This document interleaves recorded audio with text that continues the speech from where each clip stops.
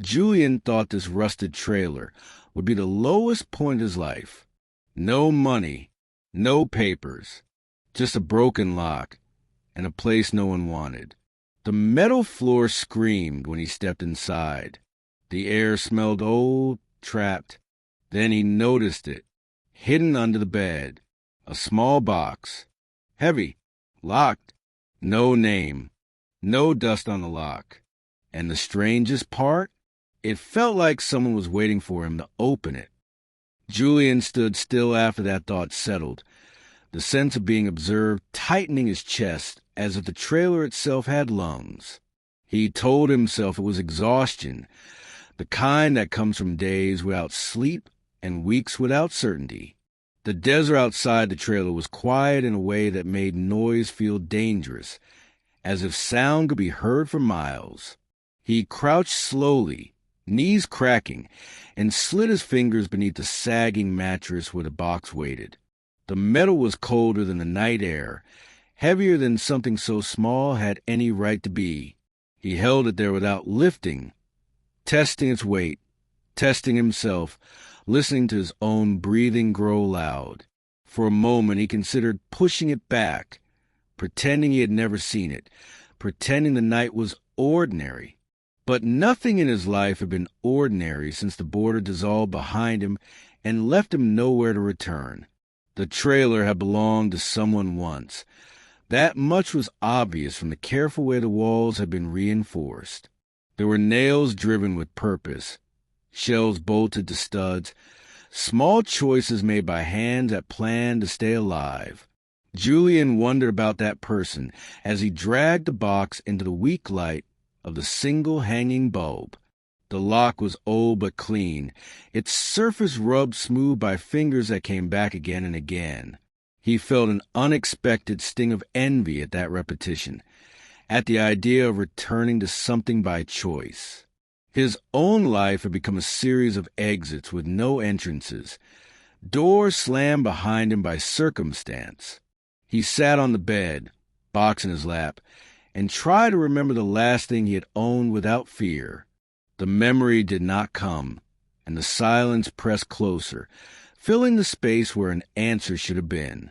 He ran his thumb along the edge of the lock, noticing faint scratches that suggested failed attempts and stubborn patience. Someone had wanted this box open badly enough to hurt themselves trying, or at least badly enough to keep trying. The thought unsettled him more than the box itself, because desire that strong always left damage behind. Julian had seen it in the faces of men who crossed with him, eyes hollowed by wanting a life they could not reach. He checked the trailer door again, making sure the broken lock still hung uselessly in place. No footsteps, no engines, only the low wind brushing against metal and sand. Still, his shoulders remained tight, waiting for a sound that would justify the dread crawling through him. He whispered a curse at himself for being afraid of an object, but his voice sounded small and unconvincing. The box did not rattle when he shook it gently, as if whatever was inside had been fitted with care. That detail felt intimate, almost tender, and it stirred something raw in him he did not want to name. He thought of his sister's hands packing his bag years ago, folding shirts like they might be unfolded again. He had left before dawn that day, leaving a note instead of goodbye because words had failed him. The regret of that choice returned now with sharp clarity, a familiar ache that never fully dulled. He wondered if the person who owned this box had left something behind the same way, unfinished and heavy. The trailer creaked as he shifted, and he froze, listening for any sign of another presence. There was none, yet the feeling of being waited for did not fade. It only grew more precise.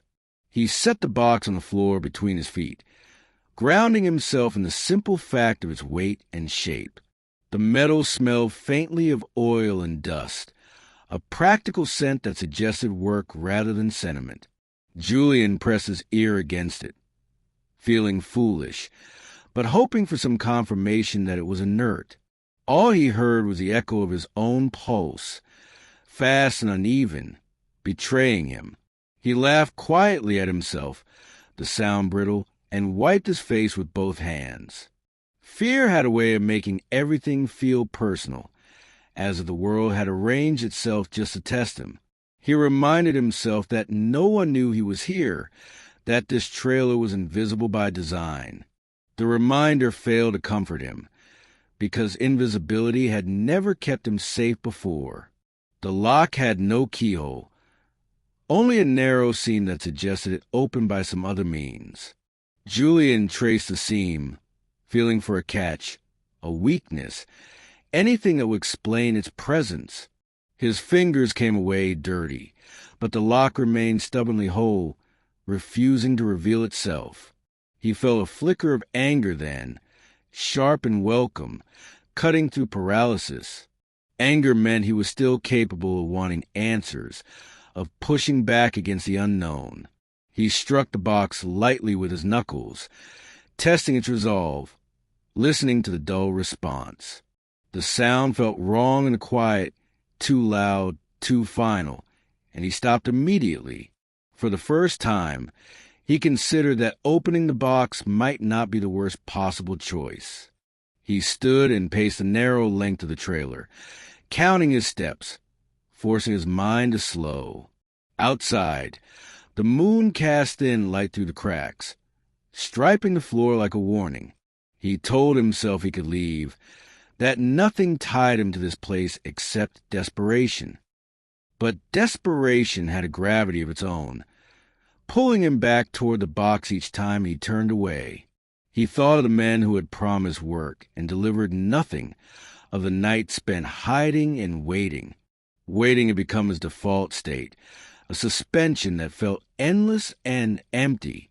The idea that something here was waiting for him felt different, almost confrontational. It suggested intention, and intention demanded a response whether he wanted to give one or not. When he knelt again, his hand steadier than before, he noticed a small symbol etched near the seam. It was simple, almost careless, yet unmistakably deliberate, as if meant to be recognized. Julian frowned, certain he had seen it somewhere before, though the memory refused to surface. The symbol tugged at him, stirring a sense of familiarity that made his stomach tighten. He leaned closer, the light catching the metal just right, sharpening its edges. This was no random box abandoned by chance, no forgotten scrap left to rust. Whatever it held had been placed here with purpose, and that purpose was brushing up against his past. As the realization settled, Julian understood that opening the box was no longer a choice he could avoid. Julian did not touch the symbol at first, letting his eyes memorize it as if repetition might unlock recognition. It looked like two intersecting angles pressed into a shallow curve, practical rather than decorative. The more he stared, the more certain he became that this was not something invented on a whim. His chest tightened with the uneasy sense of standing near a memory that did not want to be found. He tried to recall where he might have seen it, flipping through years like pages stuck together. The desert heat, the bus stations, the shelters, none of them offered an answer. Instead, another image intruded, unwanted and sharp, from a time before he had learned how to disappear. It left him kneeling there, breathing shallowly, afraid that remembering might cost him more than forgetting. He stood abruptly, as if distance alone could break the pull-the-box hat on him. The trailer seemed smaller now, its walls closer, its ceiling lower, pressing down on his thoughts. He opened the narrow cabinet near the sink, finding only an old mug and a cracked plate. Both items were clean, placed carefully, suggesting someone had expected to return. That expectation felt heavier than abandonment, because it implied interruption rather than an ending. Julian had learned that interrupted lives left messier ghosts than finished ones. He imagined the owner stepping out briefly, convinced time was still on their side. The image left a bitter taste in his mouth, because time had never waited for him. He sat again, forcing himself to slow, to think like the man he used to be. Back then, he believed problems could be solved by understanding them fully. He believed that if you traced a thing far enough back, it would explain itself. That belief had cost him his home, his name, and nearly his life. Still, old habits clung stubbornly, resurfacing when fear demanded structure. He examined the box more carefully now, noting the absence of rust around the seam. Someone had maintained it, opening and closing it often enough to keep decay at bay. The realization suggested continuity, a thread of intention stretching unbroken until recently. Julian pressed his thumb against a symbol before he could stop himself. The metal was warmer there, or perhaps his skin was simply too cold to judge. Nothing happened at first, and he exhaled, embarrassed by his own expectation. Then he felt a subtle shift, more sense than seen, like a held breath released. A soft click echoed inside the box, precise and deliberate. His pulse jumped, hammering against his ribs as he pulled his hand back. The seam had widened, barely noticeable, but undeniably changed. The box was no longer sealed, and the choice he feared had already been made. He stared at the opening, waiting for something to spill out, some immediate consequence. When nothing did, the silence returned, heavier for the interruption. Julian felt a strange mix of triumph and dread, emotions that rarely traveled together. He had opened doors before that could not be closed, and he bore the scars to prove it. This felt similar, though quieter, more patient, as if it could afford to wait. He reached for the lid, stopping just short, his hand trembling despite his resolve. Images of his sister surfaced again, of her standing in a doorway he never crossed back through. Regret tightened his grip, and he wondered if answers always demanded payment in advance. He lifted the lid slowly, bracing himself for disappointment or horror. Inside, the box was lined with dark fabric, carefully fitted and worn smooth. At the center lay a folded stack of papers and a small metal object. The papers were yellow but intact, their edges softened by handling. The object caught the light, revealing itself as a simple key. Julian frowned, confused by the irony of a key inside a box without a keyhole. He picked it up, surprised by its lightness, its unremarkable shape. Nothing about it suggested value, yet it radiated importance all the same. He unfolded the papers with care, aware of how easily old things could tear. The handwriting was neat, deliberate, written by someone who valued clarity. It was not in Spanish nor English, but a mix of both, switching without apology.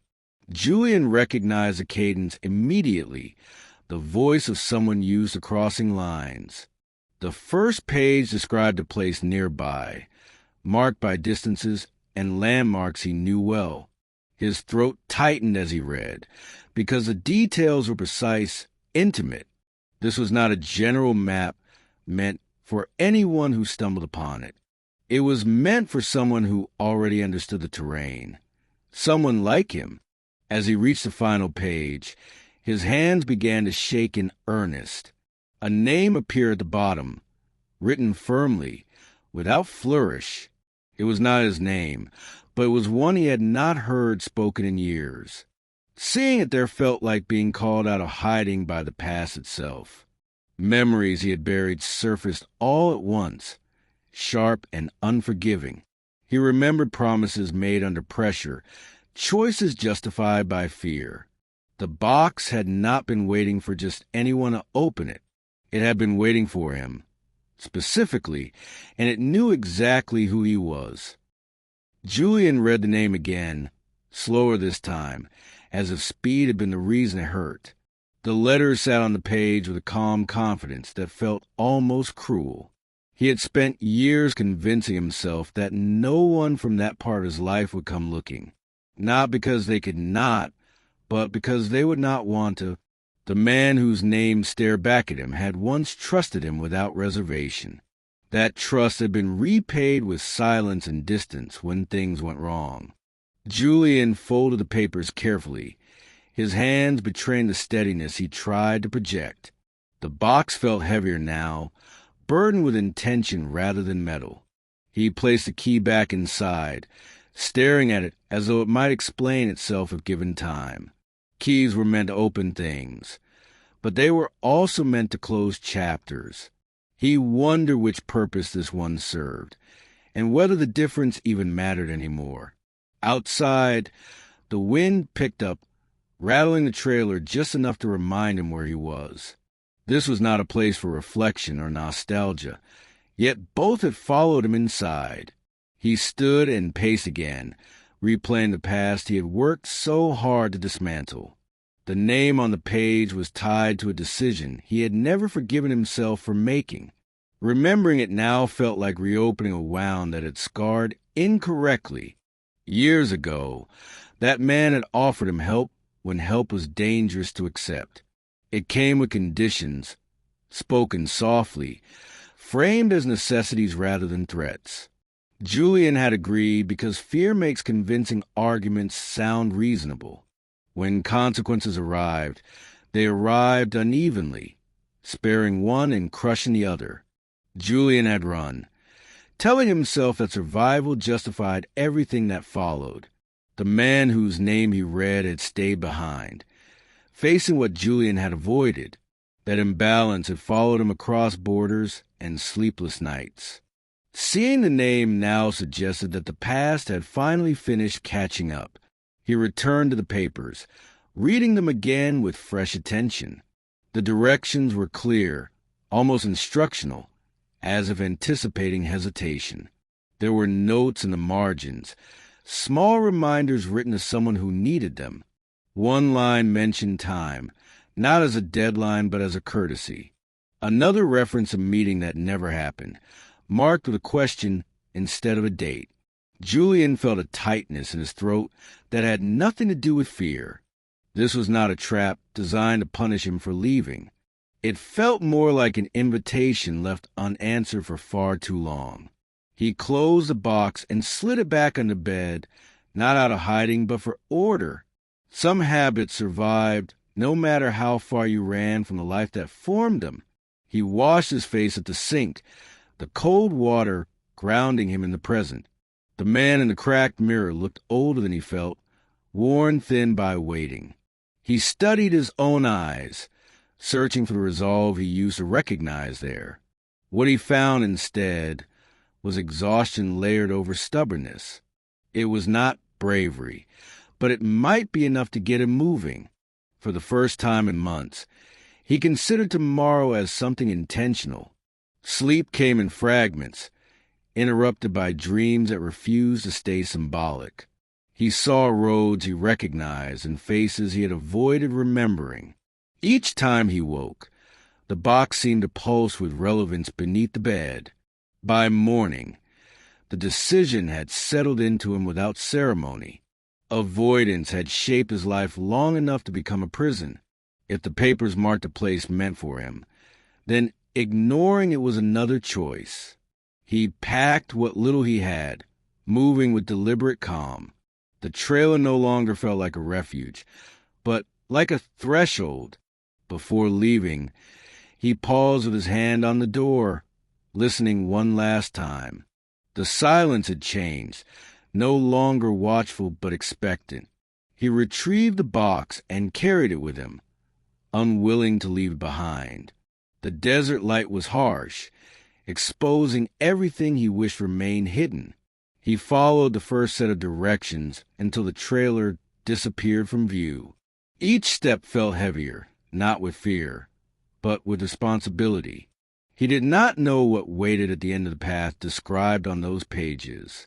What he knew was that someone had believed he would eventually come. Julian followed the directions slowly, measuring the land the way the papers had taught him to, counting distances by memory rather than markers. The desert stretched flat and indifferent, but the notes pointed out subtle shifts he would have ignored before. a dry arroyo, a stand of scrub that leaned east, a fence post bent by an old impact. Each detail confirmed that whoever wrote this had walked the same ground with care and repetition. It made him uneasy to realize how closely another life had once run parallel to his own. He wondered how many times they had passed each other without knowing, separated by hours or choices. The box grew heavier in his hands as the sun climbed, sweat darkening his shirt. By the time the land dipped as described, his certainty had replaced doubt entirely. The structure came into view gradually, low and deliberate against the horizon. It was not abandoned in the way most forgotten places were, not collapsed or vandalized. The building stood intact, its windows darkened, its doors shut with a care that felt recent. Julian slowed, a familiar tension returning to his shoulders as he approached. This was the kind of place you did not stumble upon by accident. He circled it once, noting the lack of tracks, the absence of any obvious guard. Silence pressing again, but this time it felt earned rather than imposed. He stopped in front of the door, key warm in his palm, and hesitated. The key slid into the lock without resistance, turning smoothly as if waiting. The door opened inward with soft sound that carried more weight than noise. Inside, the air was cool and still, preserved from the heat and chaos outside. Shelves lined the walls, filled with folders, notebooks, and sealed containers. Everything was labeled in the same careful hand he recognized from the papers. Julian stepped inside slowly. The door closed behind him with a finality he felt in his chest. This was not a hideout or a stash, but an archive built with intention. Whatever story lived here had been organized, not hidden, and that distinction unsettled him. He moved deeper into the room, fingers brushing spines and covers as he passed. Dates jumped out at him, spanning years he had spent running. Names appeared too, some familiar, others lost time, all recorded without judgment. This place was a ledger of lives intersecting under pressure. Julian's breath caught when he found his own name written cleanly without annotation. Seeing it there stripped of fear and urgency felt almost respectful. He sat heavily at the single table in the center, legs suddenly unsteady. The past he had tried to outrun had not chased him. It had waited. The first notebook he opened detailed operations he recognized but never fully understood. Supply routes, handoffs, safe locations, all mapped with precision and restraint. The writer never glorified the work, never softened its consequences. Losses were noted plainly, names followed by dates and brief descriptions. Julian recognized several. Men he had assumed simply vanished. The truth sat heavier than rumor ever had. This was not evidence meant to destroy, but memory meant to survive. He realized then that this place existed because someone refused to let stories disappear. As he read, the man behind the name came into focus more clearly than memory allowed. He had been meticulous, burdened by responsibility, unwilling to abandon others to erasure.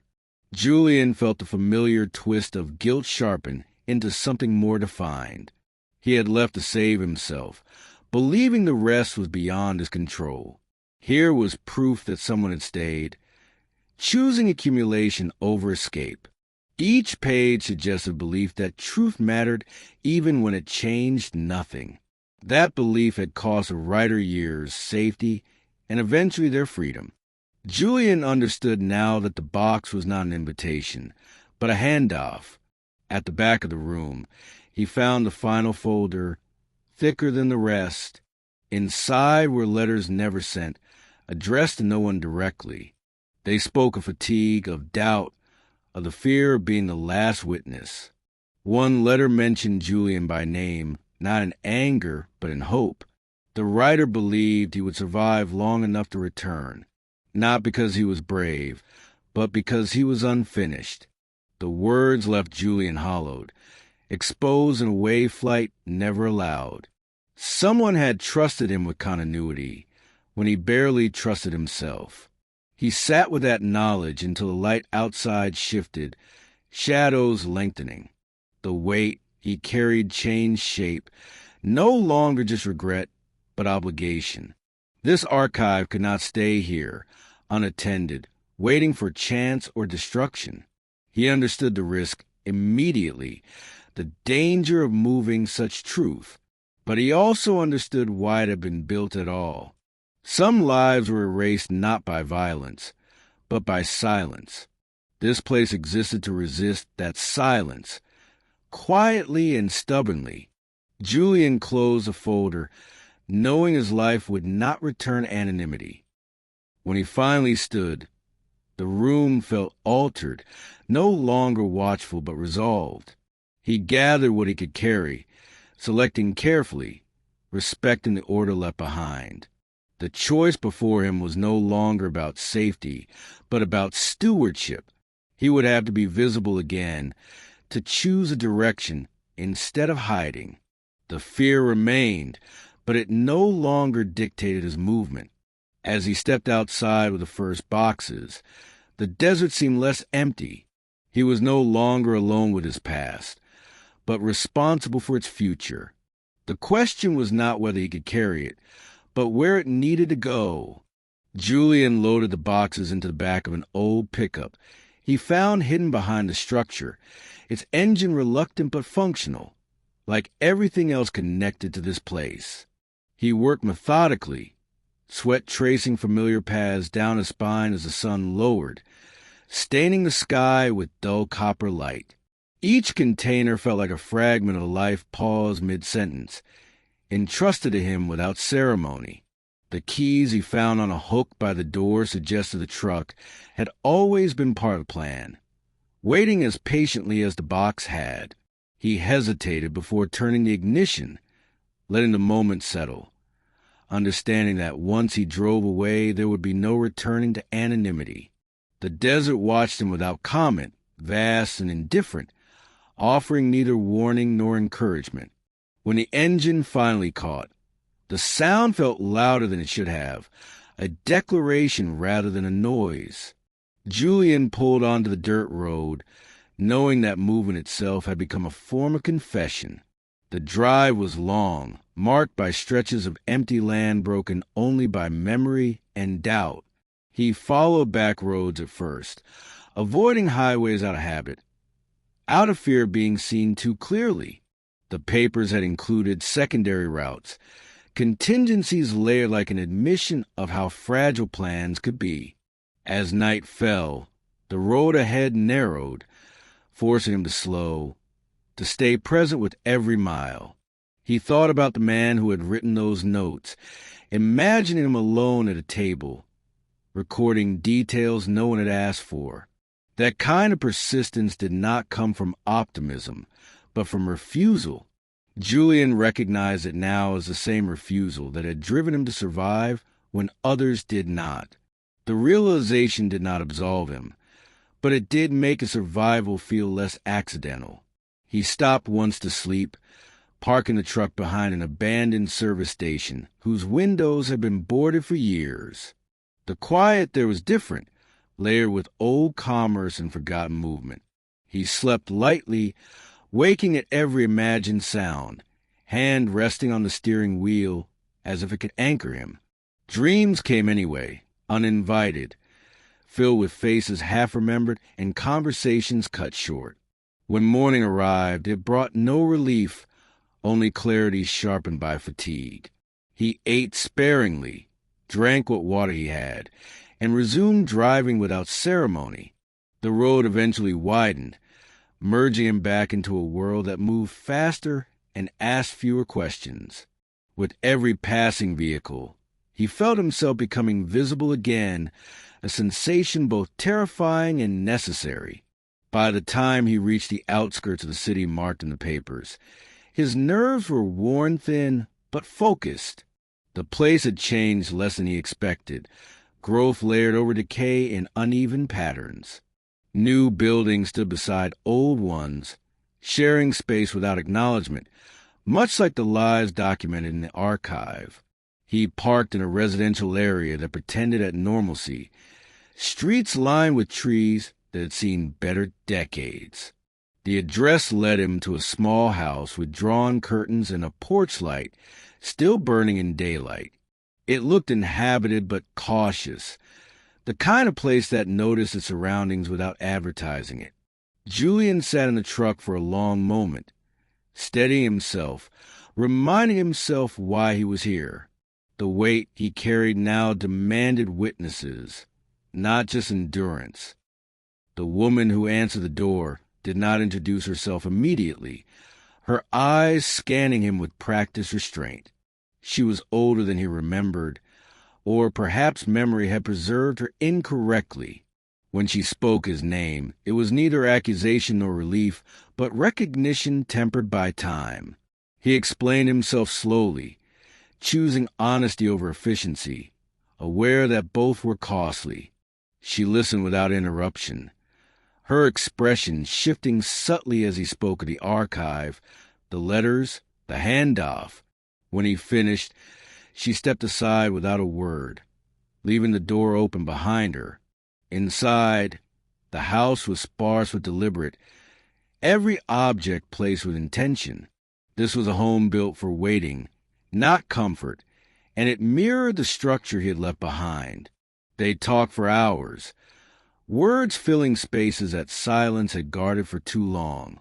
She spoke of the man whose name had haunted him, of his final months marked by increasing isolation. He had trusted few people, she said, but he had trusted Julian absolutely, even after the betrayal. That trust had not been blind. It had been strategic, rooted in an understanding of unfinished stories. Julian absorbed this quietly, letting it settle without defense. He did not argue, did not explain himself beyond what was necessary.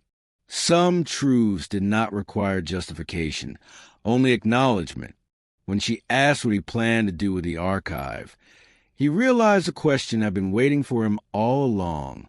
He told her he intended to make it public, carefully, responsibly, without spectacle, not to expose for the sake of exposure, but to preserve what would otherwise be erased. The process would be slow, dangerous, and incomplete, but it would exist. She nodded, not because she was convinced, but because she recognized the resolve behind his words. They discussed logistics, contacts, risks layered upon risks. This was not a plan meant to succeed cleanly, but one designed to endure long enough to matter. As evening fell, the porch light outside took on new significance, less a warning than a signal. Julian understood then that this house was another threshold, not a destination. In the days that followed, he moved with purpose that surprised him. Meetings were arranged quietly, information shared in fragments that respected fear without surrendering to it. The archive began to breathe, its contents migrating into safer hands, wider circles. Each step forward brought new dangers, but also a strange sense of alignment. Julian slept little, ate when reminded, and listened more than he spoke. He found that telling the truth, even partially, demanded a different kind of strength than hiding ever had. The guilt he carried did not vanish, but it transformed, becoming fuel rather than ballast. He was no longer running from his past, but walking alongside it, accountable and awake. One night, alone again, he returned to the letters he had kept for himself. He read the final one slowly, tracing the familiar handwriting with careful attention. It spoke of legacy not as something grand, but as something fragile that required choice. The writer had known he might not see the end of the story he was preserving. He had written anyway, trusting that someone would decide it was worth continuing. Julian closed the letter and sat in silence, letting the weight of that trust settle fully. For the first time since the trailer, he felt the presence he had since resolved into absence. The waiting was over, replaced by something quieter and more demanding: responsibility. Julian woke before dawn, the city outside still suspended in that fragile hour where movement felt tentative and unclaimed. The house was quiet except for the faint hum of electricity, a sound he had learned to associate with safety and exposure in equal measure. He sat at the small kitchen table, hands wrapped around a mug he had forgotten to drink from the night before. Sleep had not brought rest, only a series of shallow descents into thought that circled the same truths. The archive was no longer an object or a place, but a living weight pressing against his decisions. Every name recorded there represented a life intersected, altered, or erased by choices similar to his own. He understood now that preserving those stories meant accepting his role within them without dilution. That acceptance did not bring peace, but it did bring clarity sharp enough to cut through hesitation. He spent the morning reviewing documents again, this time with the discipline of someone preparing for loss. Each page was examined not just for content, but for vulnerability, for the way truth could be weaponized if mishandled. He began categorizing materials by risk rather than relevance, a shift that revealed how survival thinking never truly left him. The woman in the house moved quietly around him, offering food he barely noticed, presence without intrusion. They had spoken little since the night before, but the silence between them was no longer defensive. It was a silence of parallel focus, of two people working towards something without needing to narrate it aloud. He found comfort in that restraint, in the absence of urgency forced by panic. This work demanded patience more than speed, and he was learning to honor that distinction. By midday, he had identified the first fracture point, the place where disclosure would draw attention too quickly. He marked it carefully, noting the names that would need protection before anything else moved. The responsibility of that decision settled into him with surprising calm. Years ago, he would have deferred, convinced himself someone else should decide. Now, deferral felt like another form of abandonment, and he had abandoned enough. He wrote messages by hand, coded lightly but unmistakably, meant for people who still understood the old signals. Each envelope carried not just information, but trust extended under constraint. Sealing them felt ceremonial, a quiet commitment made without witnesses. The first response arrived sooner than expected, a knock at the door that carried no impatience. The man who stepped inside introduced himself with a name Julian did not recognize, but his posture told another story. There was familiarity in the way his eyes moved through the room, cataloging exits and intentions. They spoke briefly, efficiently, exchanging confirmations rather than explanations. The archive was mentioned only once, indirectly, as if naming it too often might summon attention. An agreement was reached without negotiation, based on shared understanding of consequence. When the man left, he did so without reassurance, only with expectation. Julian realized that this was how trust functioned now, lean and unromantic, shaped by risk rather than hope. As days passed, the rhythm of the work settled into him. He moved between locations, always aware of patterns forming behind him. Each meeting revealed another layer of the network that had survived quietly, fragmenting but never dissolving. People listened more than they spoke, absorbing the weight of what was being offered. Some declined involvement without explanation. Fear etched plainly into their refusals. Julian accepted those refusals without judgment, understanding too well the cost of saying yes. Others agreed cautiously, their commitment measured but sincere. With each agreement, the archive extended its reach, dispersing like seeds carried by deliberate hands. At night, the memories returned with greater insistence, no longer suppressed by urgency. He thought of the moment he had left, The decision framed as temporary that became permanent through repetition. The guilt he carried evolved, shedding its raw edges and becoming something more structural. It was no longer about one act of betrayal, but about the accumulation of silence afterward. That realization hurt more than any accusation could have. He began writing again, not records or instructions, but reflections he did not plan to share. Putting words to the space between past and present felt necessary, even if no one ever read them.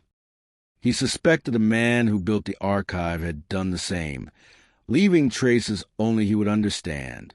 One evening, as he sorted through a final batch of documents, he found something he had not expected. A small envelope, unmarked, tucked inside a folder he reviewed twice already. Inside was a single photograph, worn soft at the edges. It showed 3 people standing close together, younger, unguarded, caught mid-laughter. Julian recognized himself instantly, surprised by how open his face looked. The others were familiar too, though one had been gone for years. He stared at the image for a long time, absorbing the reality it represented. This had not been a life defined only by fear, and remembering that felt dangerous and necessary. He showed the photograph to the woman, who studied it carefully before returning it. She said nothing at first, then remarked quietly on how young they all looked. There was no bitterness in her voice, only acknowledgement. She told him the photograph had been taken on a day when optimism still felt justified. Hearing that word applied to that time unsettled him more than he expected. Optimism had felt like a liability in retrospect, something naive and irresponsible. Now he wondered if it had simply been unfinished, like everything else they had abandoned. The photograph went back into the envelope, but it stayed on his mind long after. The first public disclosure happened without spectacle, a controlled release that tested the waters. Information surfaced in careful fragments, corroborated, contextualized, resistant to distortion. Julian watched the response unfold from a distance, heart steady, jaw tight. Some stories were dismissed, others questioned, but none were ignored entirely. That alone felt like a shift, small but meaningful. He understood that this was not about immediate justice or recognition. It was about persistence, about refusing to let erasure be the final act. The archive had begun to speak, and the world had not looked away. In the aftermath, he felt a strange emptiness where anticipation had been. There was no relief, no triumph, only continuation. He realized then that the work would never truly end, only change form. This was not a mission with conclusion, but a responsibility with no expiration. Accepting that did not diminish its weight, but it made carrying it more sustainable. He thought again of the box under the bed in the trailer, of the feeling of being waited for. That waiting had not been passive, but patient, trusting that someone would choose engagement over escape. Now, with each choice he made, he answered that waiting without ceremony. Late one night, alone again, he returned to the letter that had started everything. He read it not for information, but for tone, for the humanity between the lines. The writer had known the risks, the likelihood of failure, the possibility of being forgotten. He had acted anyway, because someone had to decide the story was worth carrying forward. Julian folded the letter carefully and placed it with the others he kept close. The presence he had once felt no longer lingered, replaced by a quieter understanding. Some stories survive only because someone chooses to tell them, and he had made that choice. The rest would unfold as it needed to, shaped by truth, patience, and a refusal to disappear. Julian sensed a shift before anyone said it aloud, the way tension in a room subtly rearranged itself when consequences drew closer. The disclosures had begun to ripple outward, reaching places the archive had never directly touched. Names surfaced in conversations that were never meant to hold them, and silence grew heavier in response. He noticed a change in how people paused before speaking, how glances lingered longer than courtesy required. This was the cost of visibility, the tax imposed on those who chose to interrupt forgetting. He did not mistake it for danger yet, but he recognized a precursor to it. Risk announced itself quietly, long before it demanded reaction. Julian adjusted his movements accordingly, less out of fear than respect for pattern. The woman watched him more closely now, not with suspicion, but with concern sharpened by experience. She suggested contingency plans without framing them as warnings. They spoke in hypotheticals that both understood were rehearsals.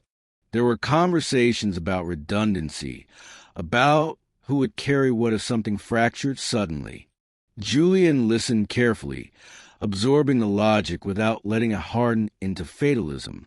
He had lived too long believing disappearance was the only effective response to threat. Now he understood that preparation could coexist with presence. That balance was fragile, but it was also new. One afternoon, a message arrived through a channel not listed in any of the documents. It was brief, unadorned, and unmistakably intentional. Someone wanted to meet him, not to help, not to oppose, but to understand. The request carried no threat, which made it more unsettling than overt hostility. Curiosity could be more dangerous than anger, because it asked questions rather than declaring positions. Julian considered refusing, weighing the consequences of engagement against avoidance. Avoidance had shaped his life long enough to become reflexive. This time, he chose to answer. They met in a public space deliberately chosen for its banality, a cafe where conversations overlapped, and no one lingered long enough to become memorable. The man who introduced himself did so without credentials, offering only a first name and a neutral expression. He spoke calmly, asking precise questions that revealed careful preparation. He did not challenge the disclosures directly, nor did he defend those implicated. Instead, he asked why Julian had returned after so many years of absence. The question landed heavier than accusation ever could. Julian answered honestly, not with justification, but with context. He spoke of the box, of waiting, of realizing that survival without continuity was another kind of erasure.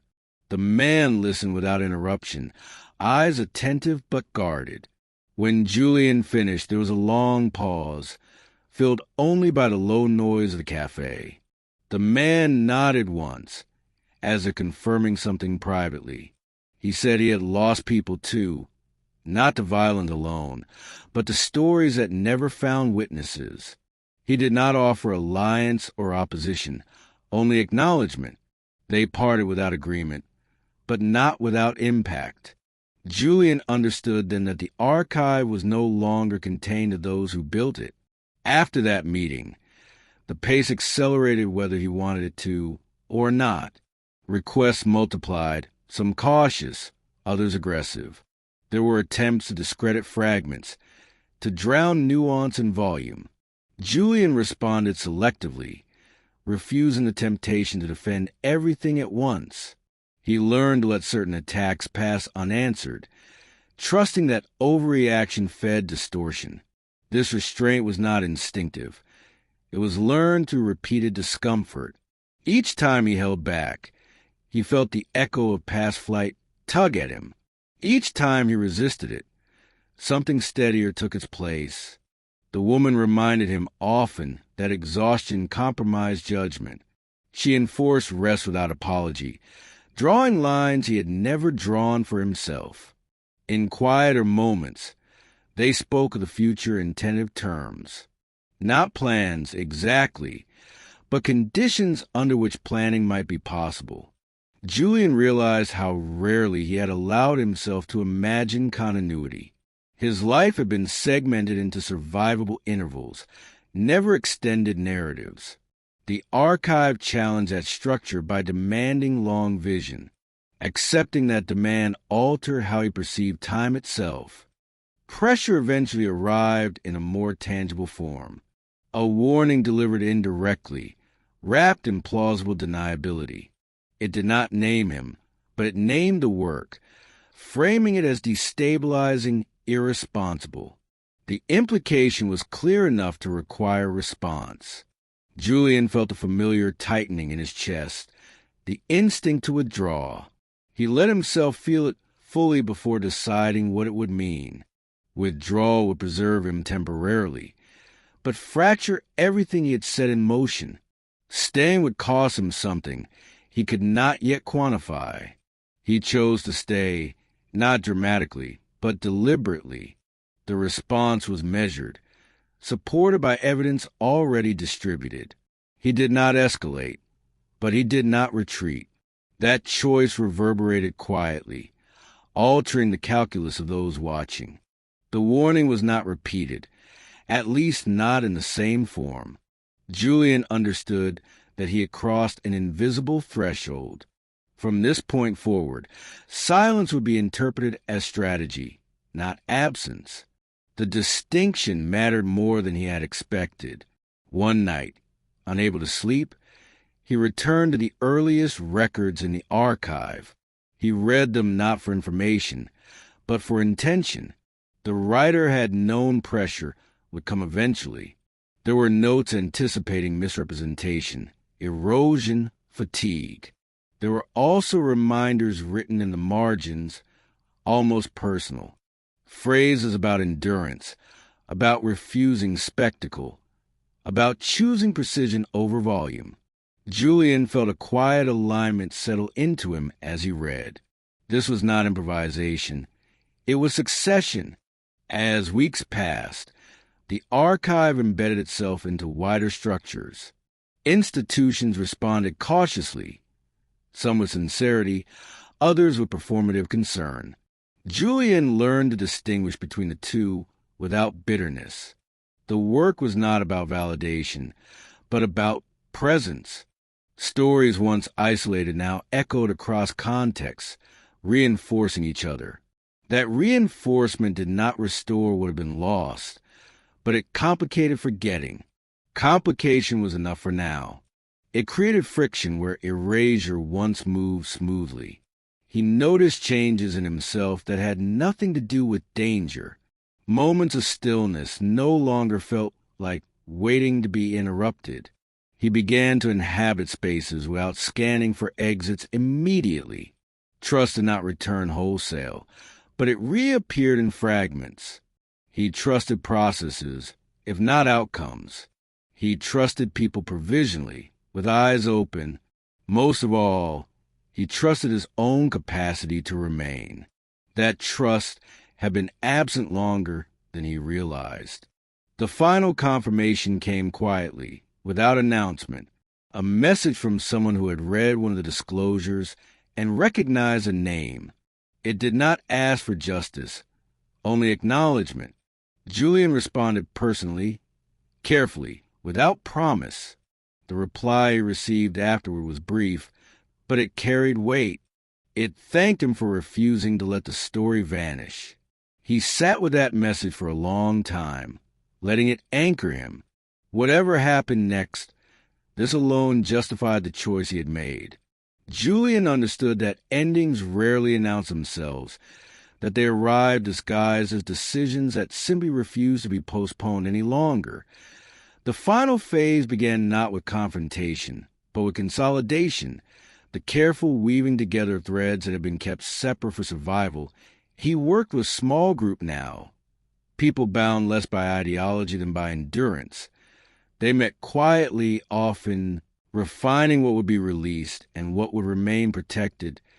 The archive had reached a point where withholding no longer preserved safety, but eroded credibility. Truth, he had learned, demanded coherence more than completeness. This was not about exposing everything, but about closing the circle of man before him had drawn. Julian felt the weight of that inheritance settle into something firm and resolute. The central mystery that pulled him out of the trailer no longer felt abstract.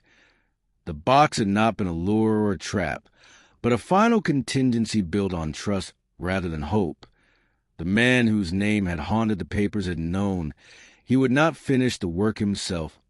He had not chosen Julian because he was flawless or brave. He had chosen him because he was capable of surviving long enough to return.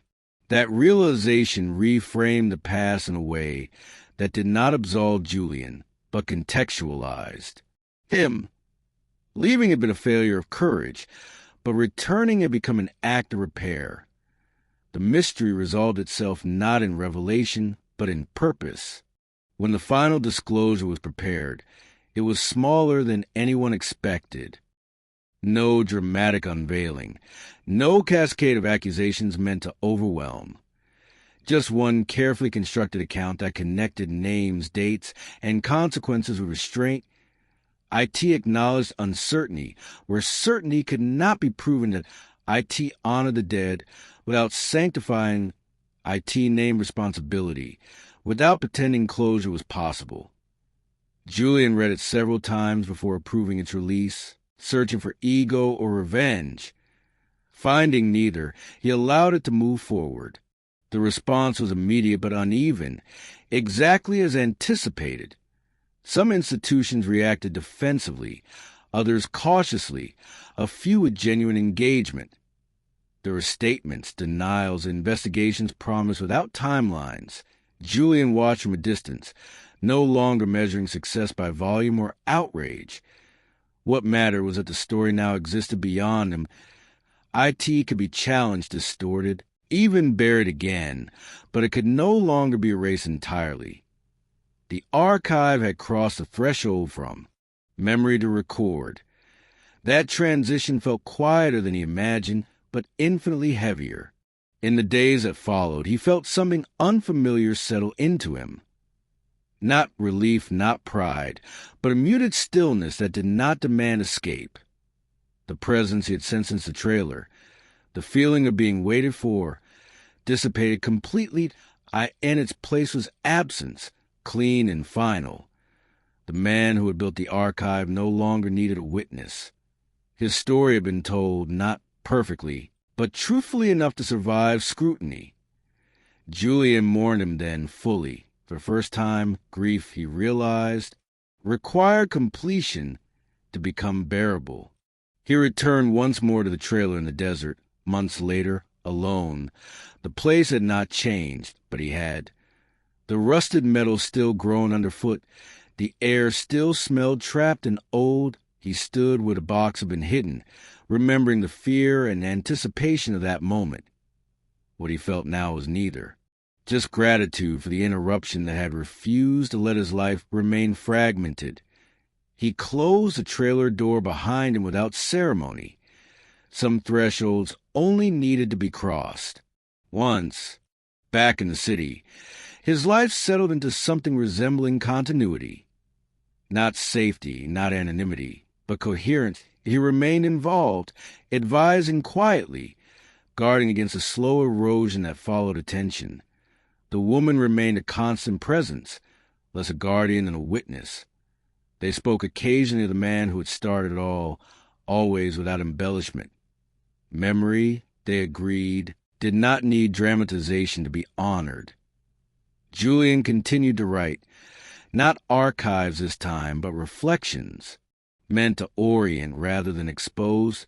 He understood now that storytelling itself was an ethical act. One evening, he received a message from someone young, someone just beginning to ask dangerous questions. They thanked him for the work, for making space where silence had been mandatory. They asked what came next, how to live with stories that refused to stay buried. Julian took a long time before responding. When he did, he offered no instruction, only an observation. That story survived only when someone decided they mattered enough to carry. That carrying them would always cost something.